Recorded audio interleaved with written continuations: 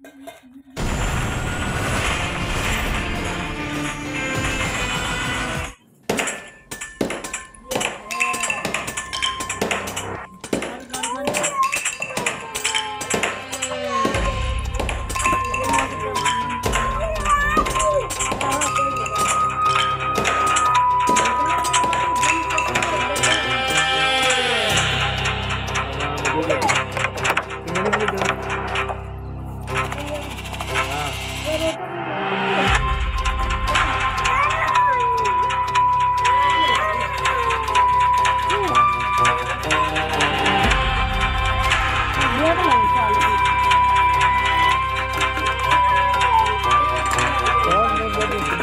अंदर जाके देखो ये बदबू कहाँ से आ रही है। जाओ।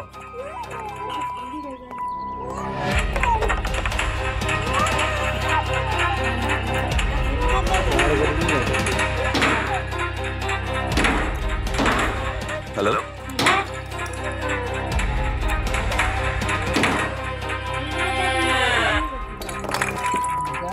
हाँ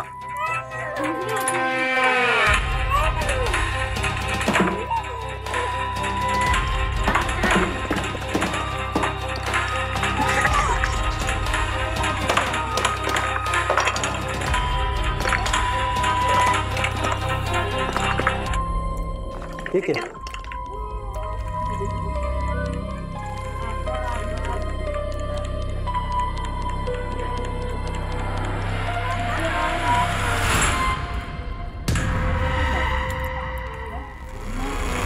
लाश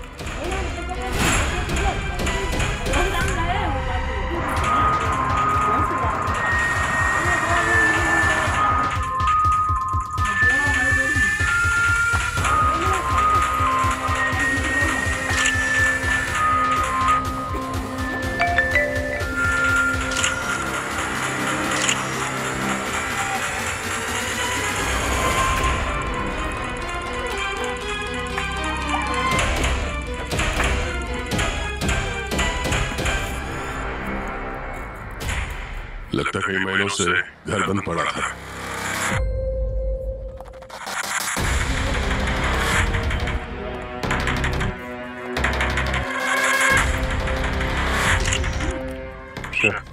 जरूर से बात कर।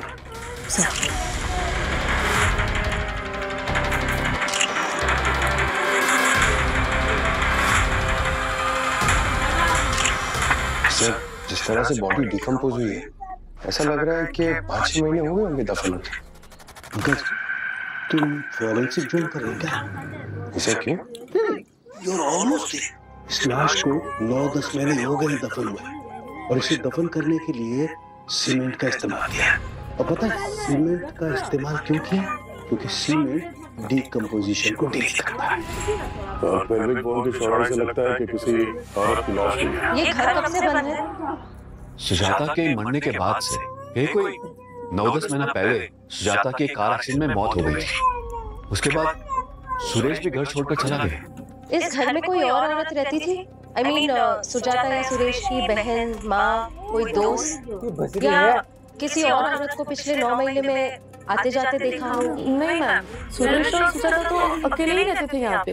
अगर सुजाता की मौत कार एक्सीडेंट में 9 महीने पहले हो गई थी तो ये लाश किसकी है? यही तो हम भी सोच रहे हैं कि लाश किसकी और यहाँ कैसे है। इसके चाकू की दिशा देखो। मुझे लगता है खूनी ने इसे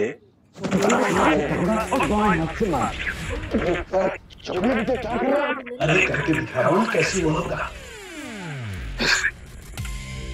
इसका मतलब सर यहाँ पे जो भी हुआ अचानक हुआ। खूनी ने ये प्लान करके नहीं किया। दोनों के बीच में बहस हुई, हाथापाई हुई और एक का दिमाग घूम गया और उसने दूसरे को मार दिया। हो सकता है। खिड़की बंद करो। Yes sir.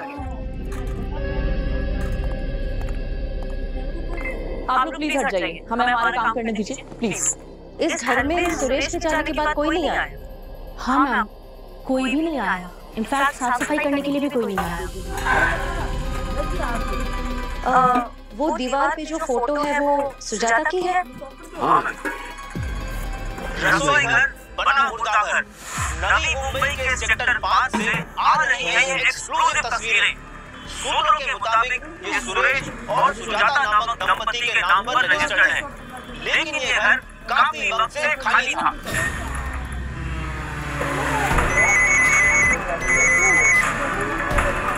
अरे कितनी बार कंफर्म करोगे? बोलना हाइड्रोजन पेरोक्साइड 70%। हाँ फैक्ट्री पे। देखिए पता है खतरनाक है, आप सप्लाई नहीं कर सकते तो मैं कोई और सप्लाई ढूंढ लेता हूँ। देखिए अंशुल प्लीज जितना जल्दी हो सके भेज दीजिए प्लीज। Thank you.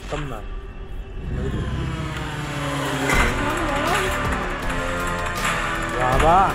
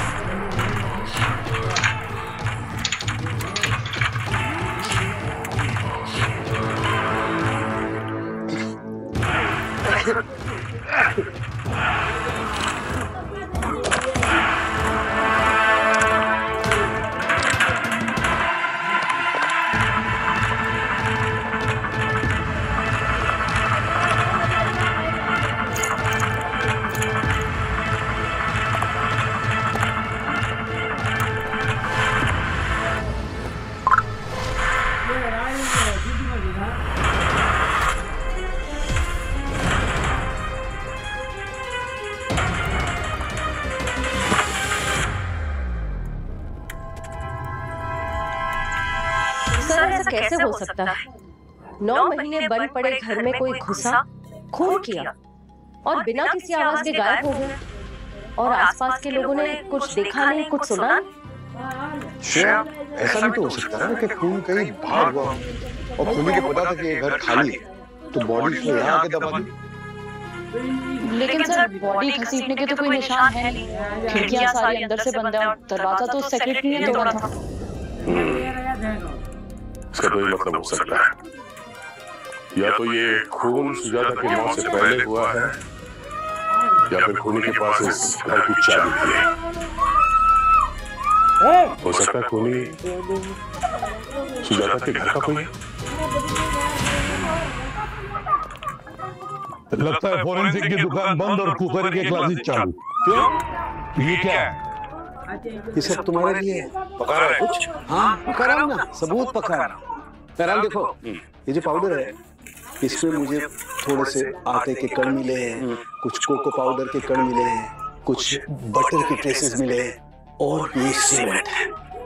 सर ये सीमेंट तो ठीक है, बाकी की जो चीजें हैं ये लास्ट में कहाँ मिली? मैं बताता हूँ। ये देखो बॉस, ये नाखून के नीचे ये जो गैप है यहाँ पर मिले हैं। दरअसल खूनी ने इसे दफनाने के लिए सीमेंट का इस्तेमाल किया और सीमेंट ने बाकी चीजों को बचा करके रखा। मरने से पहले केक बना रही थी? लगता तो ये और हाँ, ये जो नाखून है और ये जो स्किन का गैप है यहाँ पर मुझे मांस के छोटे छोटे टुकड़े निकले। इंसान के? हाँ है तो इंसान के, लेकिन ये किसके हैं ये अभी चेक करने के बाद पता लगेगा। और हाँ एक और दिलचस्प बात पता लगी है। क्या? आओ बताता हूँ। पिछले जन्म में बारात का मुहूर्त था यार, सबको बुला रहे इधर आ। तो चीज बताओ नहीं तो बताओ ना जल्दी फिर। ये देखो ये मर्डर वेपन। खूनी ने इस पर से अपनी उंगलियों के निशान तो मिटा दिए, लेकिन इस मर्डर वेपन पे मुझे खून के धब्बे अभी भी मिल रहे हैं क्योंकि वो सीमेंट की वजह से बच गए। मगर सर ये खून के धब्बे तो विक्टिम के भी हो सकते हैं और खूनी के भी? हाँ किसी के भी हो सकते हैं, चेक करेंगे तो बताऊंगा किसके। लेकिन एक और बात पता चली।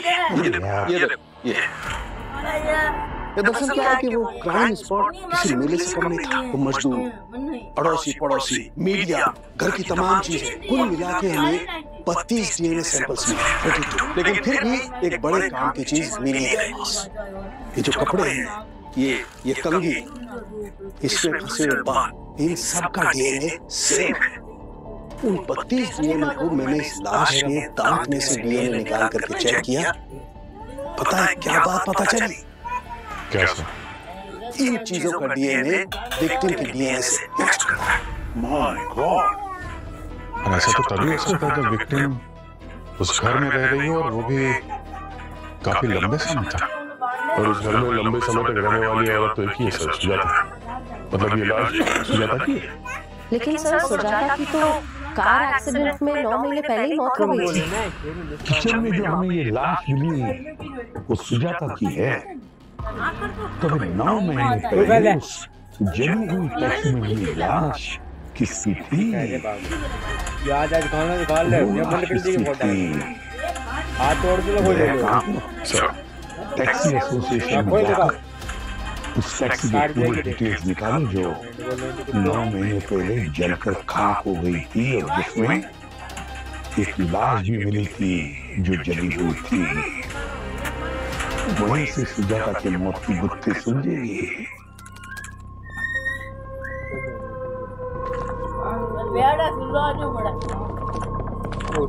सर मैं तो ये सुन कर रहा हूँ कि आपको मेरे घर पे किसी की लाश मिली, उसमें आप कह रहे हो कि वो सुजाता की लाश है।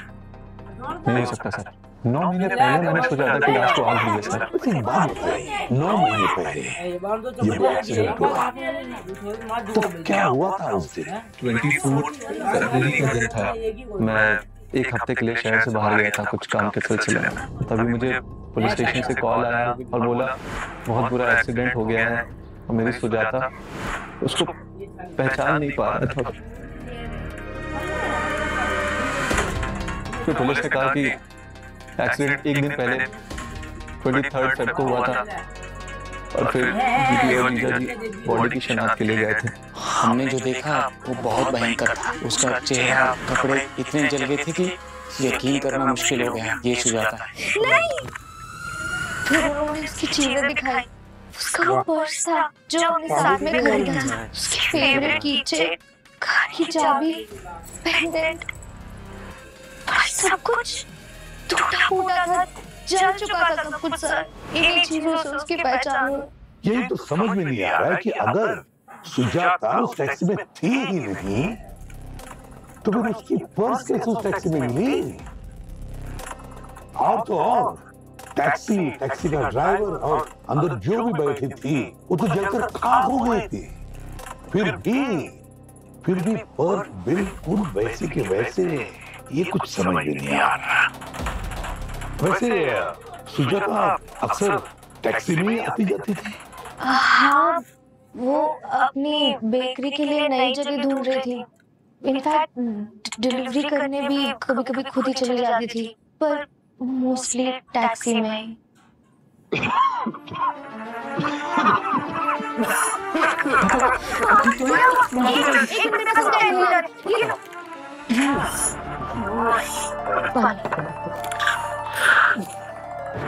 अब ठीक है सर। जब से सुजाता गई है पापा कभी खुद को संभाल नहीं पाए और अब तो ये खबर सुन के ऐसा लगता है जैसे वो फिर से चली गई। अच्छा सुरेश जी, वो हादसे के बाद आपने तो घर छोड़ दिया, तो उस घर की चाबी किसके पास थी? किसी के पास नहीं।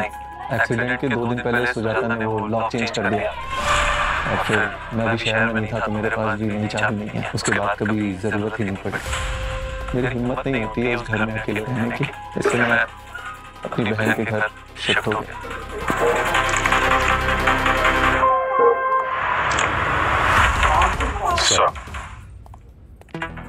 ये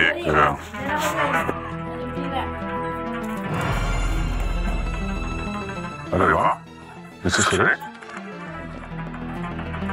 बड़ी अच्छी घड़ी पहन रखी है आपने। लगता है ब्रांडेड घड़ियां पहनने का शौक है आपको।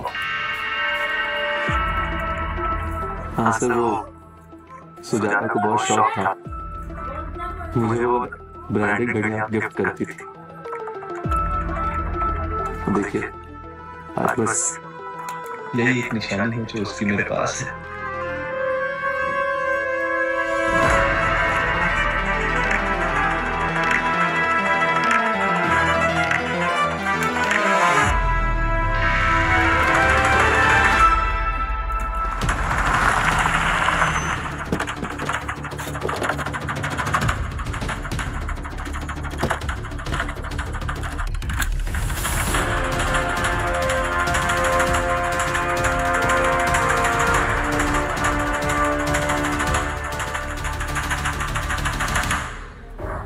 नमस्ते सर। सर मैं भास्कर, टैक्सी का यूनियन लीडर। सर फोन पे आपने जो जो बोला था सब कर दिया। सर ड्राइवर का नाम लालजी है, ये उसकी फोटो। सर चाहिए तो मैसेज कर दूंगा। शक्ल तो पहचान में नहीं आ रही थी, वो तो बिल्ला नंबर और रजिस्ट्रेशन प्लेट देखा तो पता चला लालजी है। बेचारा 2 महीने पहले अपने बीवी बच्चों को गांव से ले आया था, दोनों वापस चले गए। अच्छा, वो टैक्सी किसके नाम पे रजिस्टर्ड थी, उसे बुलाया आपने? जी सर, ये सुभाष टैक्सी इसी की थी। इस औरत को देखा आपने? पता नहीं साहब, याद तो नहीं आ रहा कुछ। अच्छा, उस टैक्सी में एक पर्स मिला था जो उस औरत का नहीं था जो एक्सीडेंट में मारी गई। तो लालजी ने कभी कुछ बताया इस पर्स के बारे में या उस औरत के बारे में? हाँ साहब, और मुझे बता रहा था कि एक लेडीज गाड़ी में फोन पे चिक चिक कर रही है। एक दिन पहले उस गाड़ी में उसका पर्स भी छूट गया था साहब, तो वो लंबा भाड़ा मिलेगा इसके लिए लालजी ने अपना नंबर भी उसको दे दिया। और उसके बाद वो लेडीज लगातार उसको फोन करने लगी, बोलने लगी कि मेरा पर्स लेकर आओ, अभी लेकर आओ। आप ही बताओ साहब, वो धंधा छोड़ के कैसे जाता उधर? अब उसके गाड़ी में भाड़ा था, अब वो बोल रहा था कि अब टाइम मिलेगा तो वो जाएगा उधर, पर वो मान ही नहीं थी साहब। ठीक है, थैंक यू सर। टैक्सी में से सुजाता का पर्स उस टैक्सी में मिला था। एक बात है, जिस दिन एक्सीडेंट हुआ वो बार बार लालजी को फोन कर रही थी। इसका मतलब ये हुआ ना कि 23 तारीख तक सुजाता जिंदा थी। लेकिन अब सवाल ये उठता है कि वो औरत कौन थी जो एक्सीडेंट में मारी गई?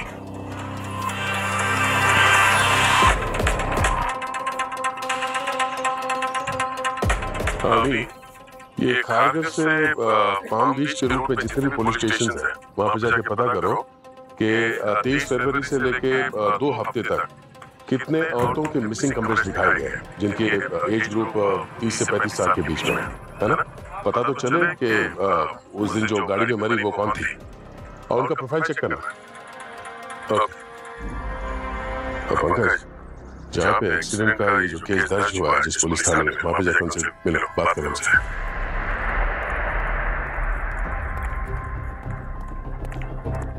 सर, हाँ सर, लोकल पुलिस ने ये फोटोग्राफ भेजे हैं। ये सब कुछ जला कटा है, पर ये देखिए। कमाल, पुलिस ने पूछा तक नहीं कि ये सुजाता की पर्स इस टैक्सी वाले के टैक्सी के ग्लव कंपार्टमेंट में कैसे आई? सर, हाँ सर ये देखिए। सर आपका शक सही निकला। मैंने सुरेश का पूरा सोशल मीडिया छान मारा। ये वही घड़ी है जो क्राइम सीन पे हमें टूटी हुई मिली थी। बहुत एक्सपेंसिव है और लिमिटेड एडिशन भी। सर आपको कैसे शक हुआ? सर महंगी घड़ियां पहनना भी एक तरीके की लत है और जिसको एक बार ये लत लग जाए वो दूसरी आम घड़ियां नहीं पहन सकता। सर एल्बम में हर फोटो में सुरेश के हाथ में नई घड़ियां अलग अलग है और वो भी ब्रांडेड। मतलब सर जब सुजाता की मौत हुई तो सुरेश घर में था, शहर के बाहर नहीं था जैसे वो हमें बता रहा था। हाँ पंकज, क्योंकि वो घर सुजाता के नाम पे था और अब सुरेश के नाम पे ट्रांसफर हो चुका है। सुजाता के नाम पे एक बहुत ही तगड़ा इंश्योरेंस पॉलिसी है और इस सुरेश का बिजनेस डूब रहा है सर। तो सुरेश के पास अपनी वाइफ को मारने का एक तगड़ा मोटिव तो है।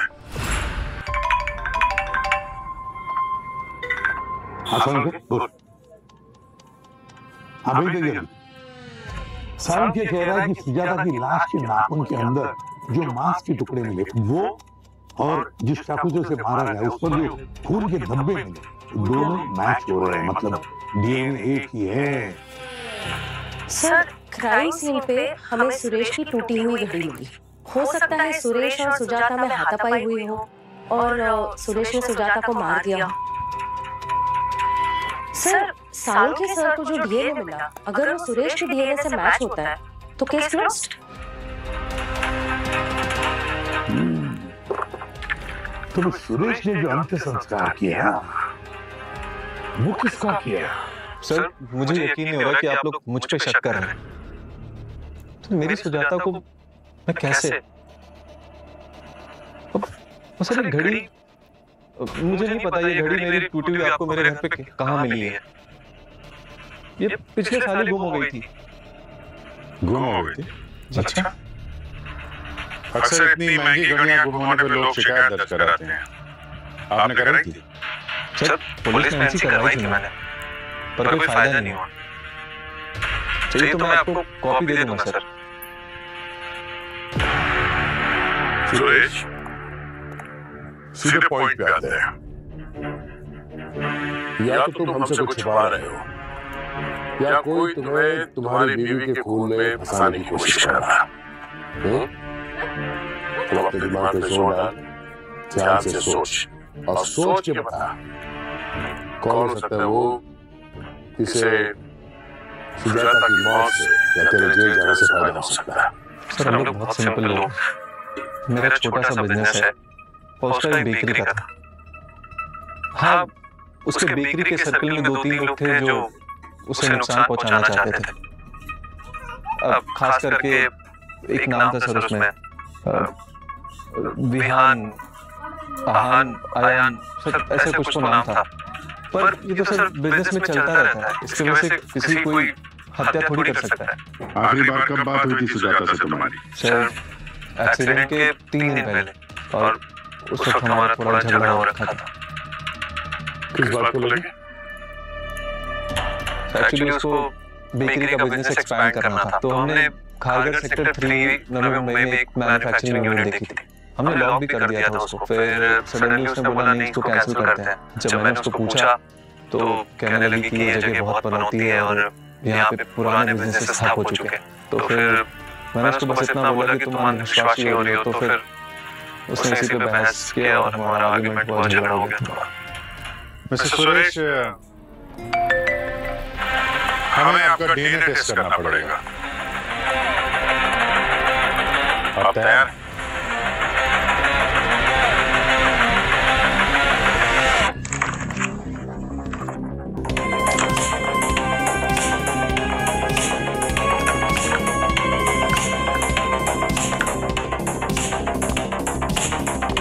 पीछे हो जाइए प्लीज। खोलिए।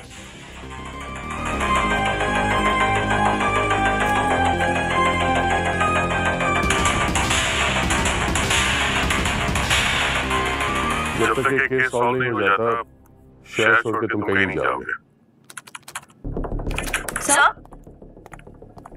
सर सुरेश ने जिसकी बात की थी, आहान, सुजाता का बिजनेस राइवल, ये उसका सोशल मीडिया अकाउंट है। ये देखिए सर।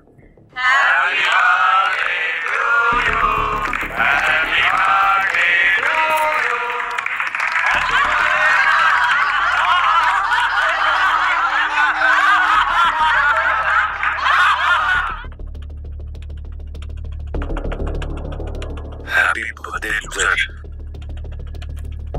मुझे पता नहीं थी क्या कहते, मैं तुझे खत्म कर दूंगा।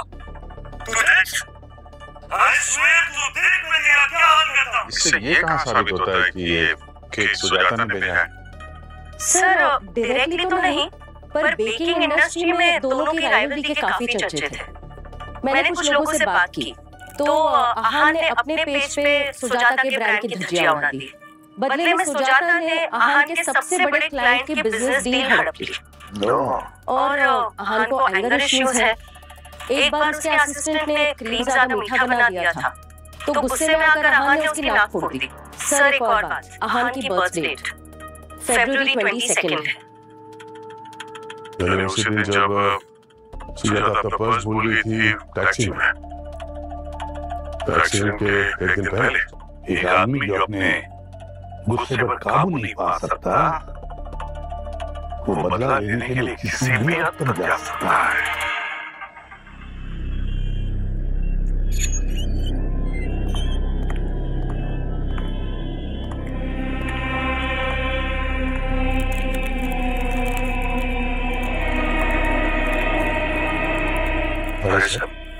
ये बेकरी का सीरियल किलर का अड्डा ज्यादा लग रहा है। सीरियल किलर नहीं सर, शैतान का अड्डा। हमारे हेलोवीन स्पेशल केक्स हैं सर, कस्टम में। बताइए आप क्या लेंगे? हमें केक नहीं, स्टेटमेंट चाहिए। हम लोग सीआईडी से हैं। इसका मतलब ये नहीं है कि हम केक नहीं खाते, समझे?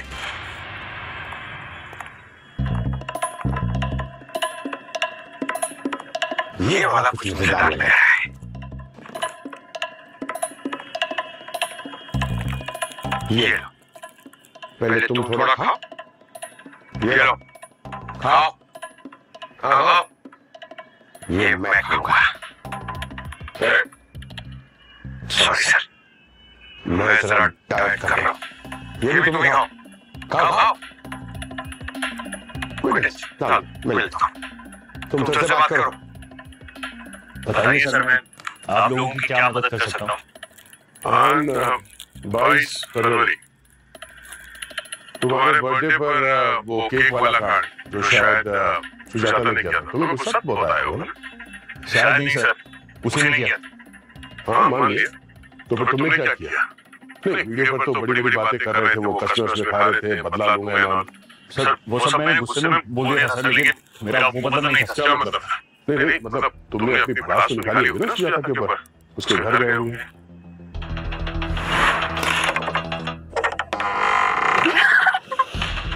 मुझे पता है वो केक तूने ही भेजा था। तू इतना गिर जाएगी मैं कभी सोच भी नहीं सकता था। बोल मत कर। सुन, मैंने नया केक ट्राई किया, टेस्ट करेगा? क्या होगा? हाँ हाँ, मेरे को भी मारेगा जैसे तूने अपने असिस्टेंट को मारा। चल बैठ, बैठ जा, बैठ, मैं कुछ लाती हूँ। बैठ। सर मैं वो एंगर मैनेजमेंट थेरेपी ले रहा हूँ। अगर मैं सर वहाँ एक पल भी और रुकता ना तो शायद कुछ गलत कर देता। इसलिए सर मैंने एक लंबी सांस ली सर और मैं वहाँ से निकल गया। अच्छा जी ठीक है, तुम पर हमारी नजर रहेगी।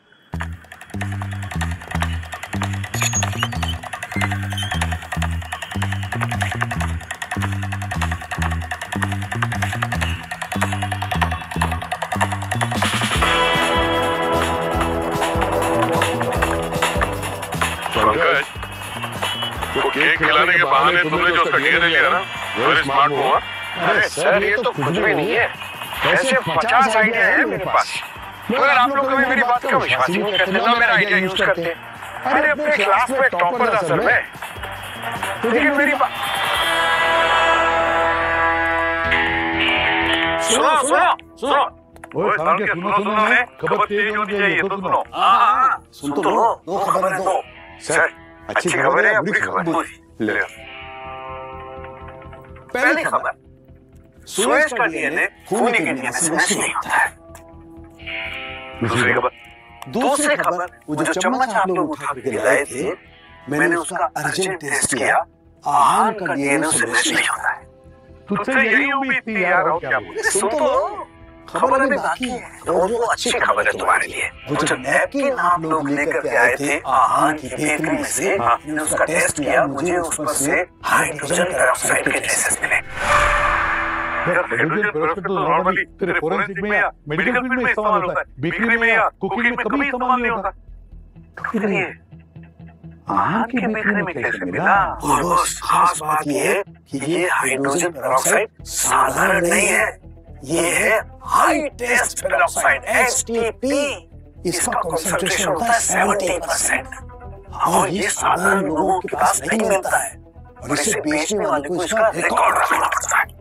नवी मुंबई में जितने भी केमिकल सप्लायर्स हैं, सबसे जाकर के पता लगाना पड़ेगा कि ये HTP हाई टेस्ट पेरोक्साइड कौन सप्लाई करता है, उसने इस आहान की बेकरी को क्यों सप्लाई किया, कैसे सप्लाई किया, क्या कनेक्शन इन दोनों का पता लगाना पड़ेगा। सर मैंने नवी मुंबई के सारे पुलिस स्टेशन से बात कर लिया। टैक्सी एक्सीडेंट के करीबन 2 हफ्ते पहले से 30 से 35 साल की 10 औरतें मिसिंग हैं। लेकिन सर उसमें से एक औरत है डिम्पल, जो कि घर से निकली थी काली पीली टैक्सी में और फिर कभी वापस नहीं आई। उसके भाई ने सर सानपाड़ा में रहता है, मैंने उससे बात कर लिया। एक्चुअली डिम्पल के घुटने में प्रॉब्लम थी, इसलिए उसके भाई ने टैक्सी ड्राइवर से पिकअप और ड्रॉप दोनों की बात की थी। करीबन 3 बजे डिम्पल ने अपने भाई को फोन किया कि कोई औरत ड्राइवर को बार-बार कॉल कर रही है और ड्राइवर पहले उस औरत का पर्स लौटाना चाहता है। भाई ने ड्राइवर को बोला कि पहले डिम्पल को ड्रॉप करे और फिर जहाँ जाने जाए। इसका मतलब उस दिन सुजाता की जगह डिम्पल का क्रियाक्रम हो गया।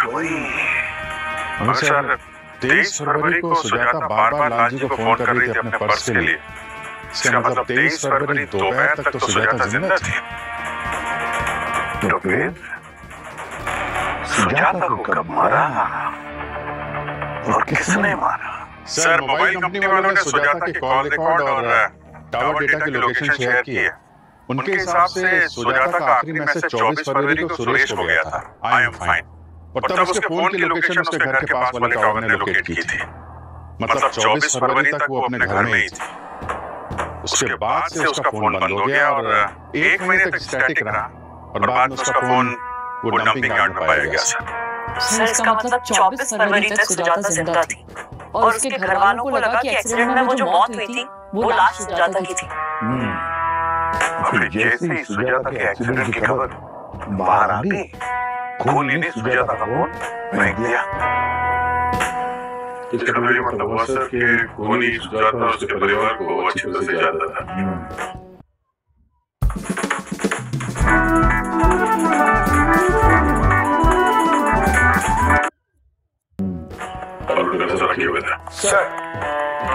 सर, मैंने नवी मुंबई में सारे बड़े केमिकल सप्लायर से बात की है। आज डायरेक्ट कनेक्शन किसी का नहीं है सर। और एक बिल्डिंग थोड़ी अजीब है। खानगर के सेक्टर 3 में एक केक मैन्युफैक्चरिंग यूनिट है, जहां पे पिछले 9 महीनों में 3 बार एसटीबी डिलीवर की है। वो कोई आवाज ग्रांड कंपनी की जगह है। ये तो वही जगह है सर जो सुजाता किराए पे लेने वाली थी। बाद में उसने अपना मन बदल लिया था। सर, मैंने नेट पे चेक किया। ये आवाज ग्रैंड कंपनी आहान की बेकरी की पेरेंट कंपनी है। सब कुछ घूम फिर कर इस आहान पर आता है।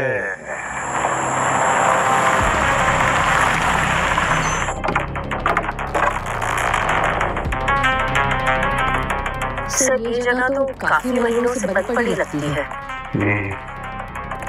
तो यहाँ पे आपको कोई सिक्योरिटी गार्ड नहीं है।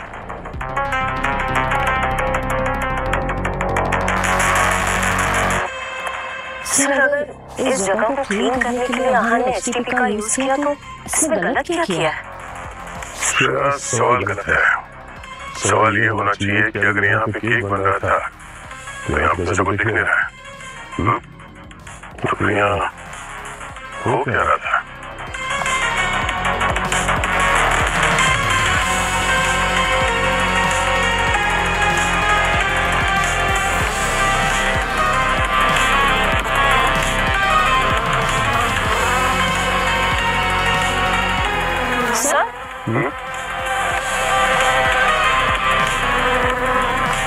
सर, ये देखिए, इतनी सारी मछलियाँ।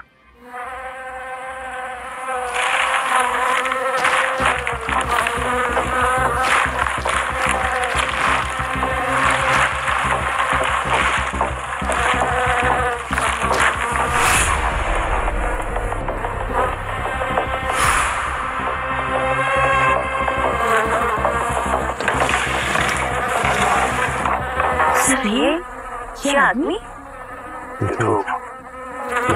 टैक्सी ड्राइवर जिसकी मौत 9 महीने पहले उस टैक्सी में जलकर हुई थी।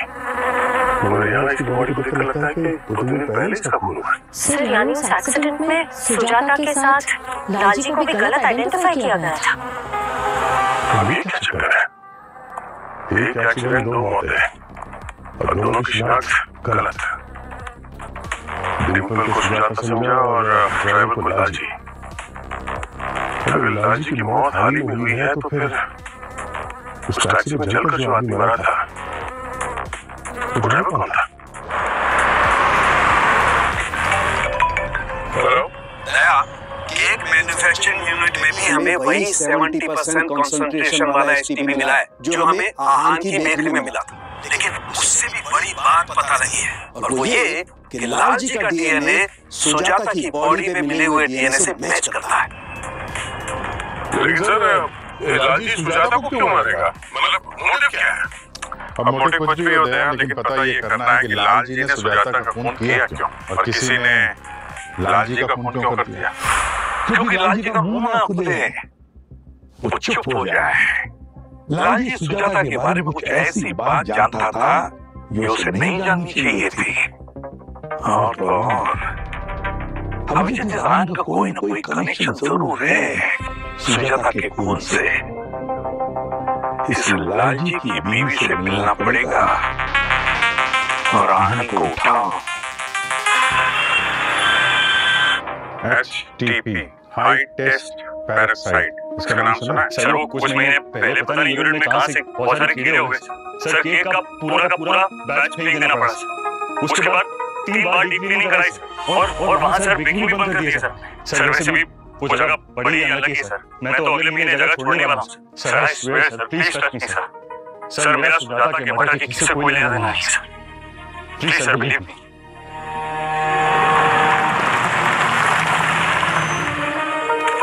ये लालजी इधर ही रहते हैं जी। लालजी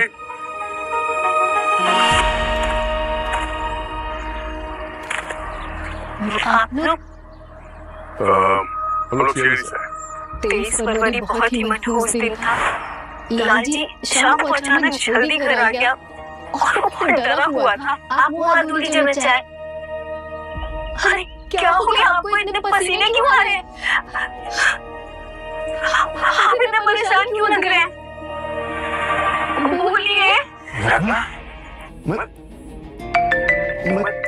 दरवाजे तक ही पहुंचा था कि अंदर से मुझे चीखने की आवाज आई।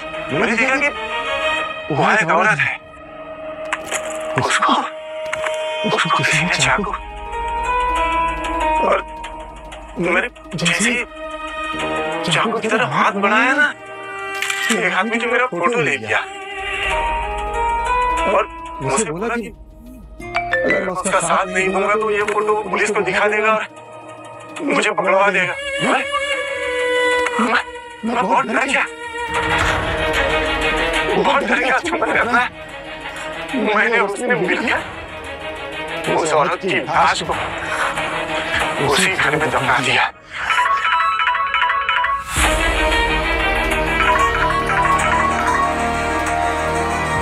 पुलिस को बोलिए। नहीं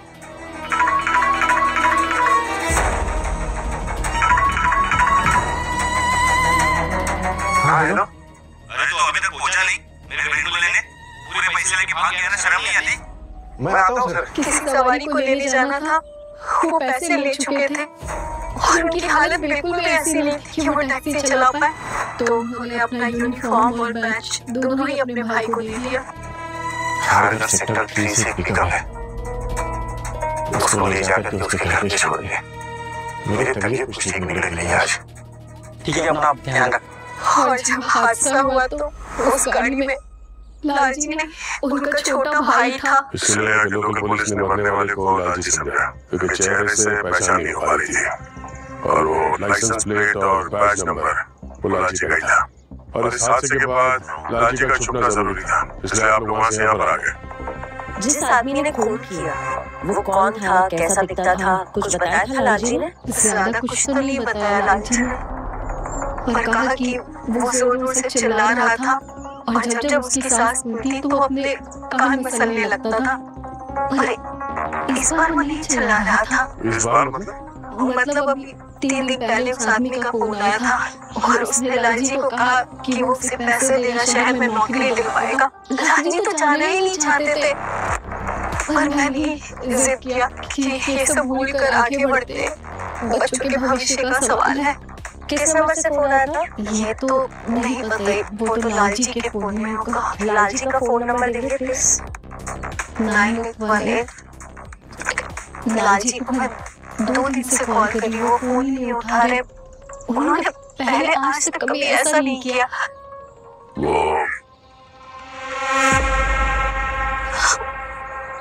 नहीं।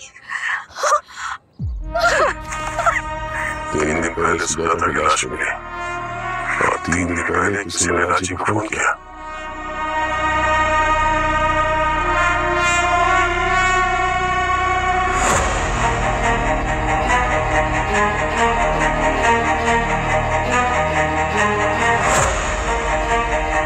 थैंक यू आप सभी का कि आज आप यहाँ आए।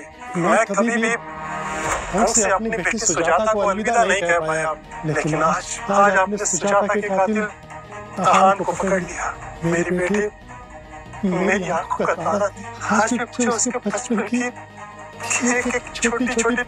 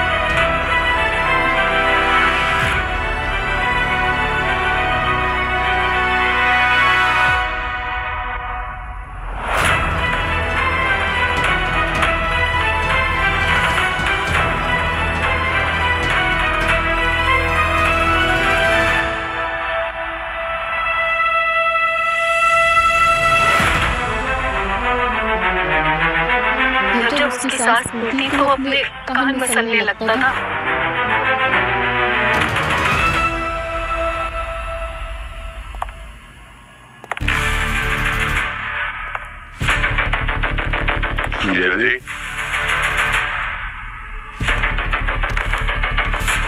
सुजाता और लालजी के डबल मर्डर के जुर्म में हम तुम्हें हिरासत में लेते हैं। क्या बकवास कर रहे हो? वो तो आन ने किया। 30 फरवरी को तुमने सुजाता का खून किया और फिर लालजी की मदद से सुजाता की बॉडी उसी के घर में दफना दी और फिर पैसे देकर लालजी का मुंह बंद कर दिया।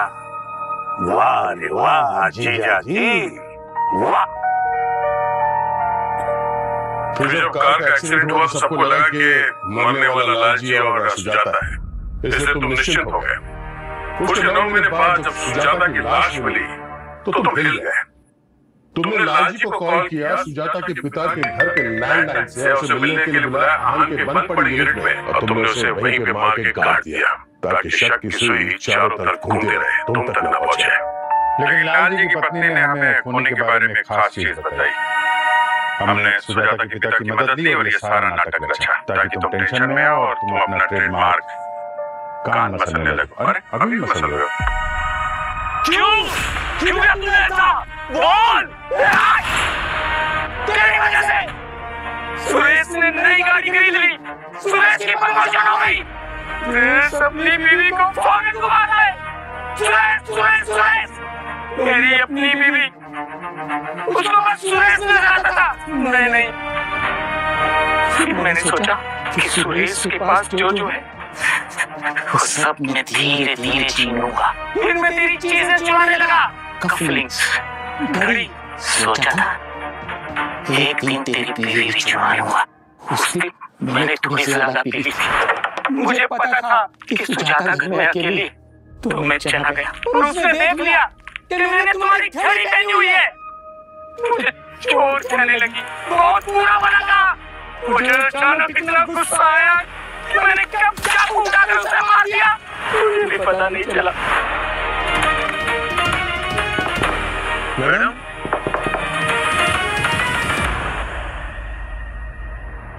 अरे मैडम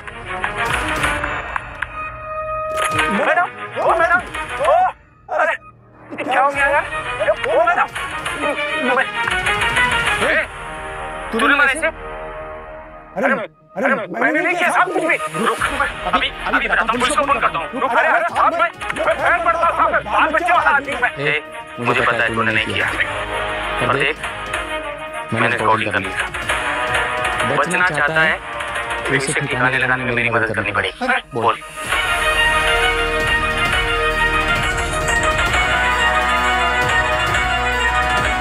तुम्हारे लिए, और ये सुजाता का बैग, इसी पे खियाने लगा दे।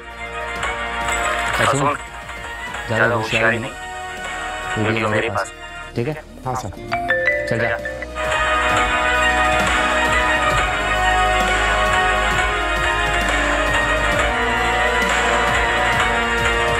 सुरेश ने जो कुछ भी कमाया अपनी मेहनत और ईमानदारी से कमाया, मगर तुमने वो सब पाने की हवस में एक मासूम की जान ली, दो खून किए तुमने।